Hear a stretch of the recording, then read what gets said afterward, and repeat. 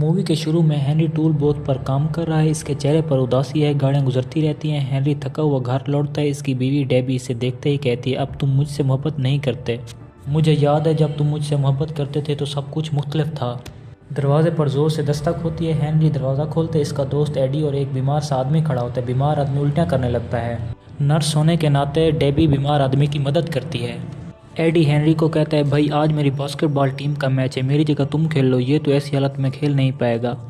Henry मना करना चाहता है लेकिन एडी इसे अपनी जर्सी पहनाकर गाड़ी में ले जाता है।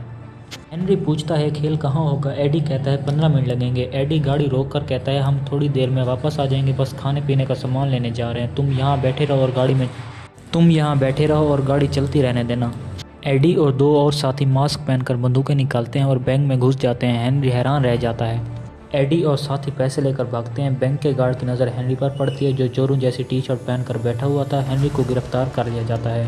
हेनरी को 3 साल की सज़ा सुनाई जाती है। जेल में इसकी मुलाकात मैक्स से होती है। मैक्स पूछता है तुम्हारा ख्वाब क्या है। हेनरी जवाब देता है मेरा कोई ख्वाब नहीं है।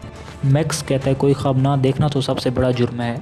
महीने बाद डेबी हेनरी से मिलती है और बताती है कि इसे किसी और से मोहब्बत हो गई है। हेनरी दिल रखते हुए इसे जाने देता है। हेनरी रिहा होता है और डेबी से मिलने चला जाता है। वो देखता है कि डेबी की शादी हो चुकी है और वो माँ बनने वाली है। हेनरी मायूस हो जाता है।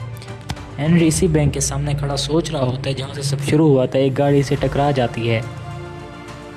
उस गाड़ी की ड्राइवर का नाम जूली होता है। हेनरी कैफ़े में जाता है। कैफ़े के बाथरूम में एक पुरानी अखबार की कटिंग देखता है जिसमें 80 साल पुराना बैंक डकैती का एक वाक़या है पड़ा, जिसमें ख़ास तौर पर एक सुरंग का जिक्र किया गया है।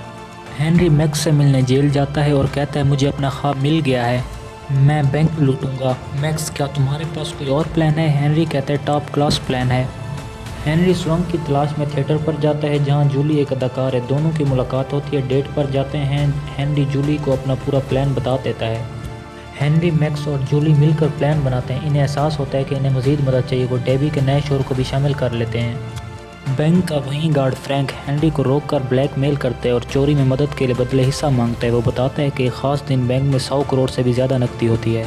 चोरी से पहले हेनरी और जूली के दरमियान मोहब्बत का इजहार होता है। जूली को एहसास होता है कि हेनरी इससे बहुत मोहब्बत करता है। ड्रामे के दिन हेनरी स्टेज पर अदाकारी करता है और मौका मिलते ही सुरंग में चला जाता है। हेनरी मैक्स और जो सुरंग के ज़रिए बैंक के तहखाने में पहुंच जाते हैं। वेल्डिंग मशीन से लोहे को काट डालते हैं। एडी अचानक वहां आ जाता है और मैक्स पर बंदूक तान देता है। सारा माल लेकर भागना चाहता है। मैक्स और एडी से में लड़ाई होती है। गोली चलती है जो हेनरी के पाँव को छूती हुई गुजरती है। हेनरी ज़ख्मी होकर स्टेज पर वापस आ जाता है।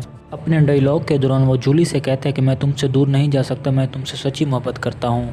जूली के चेहरे पर जज्बाती तब्दीली आती है और वो हाँ में सर हिलाती है। सारा ऑडियंस तालियों से गूंज उठता है।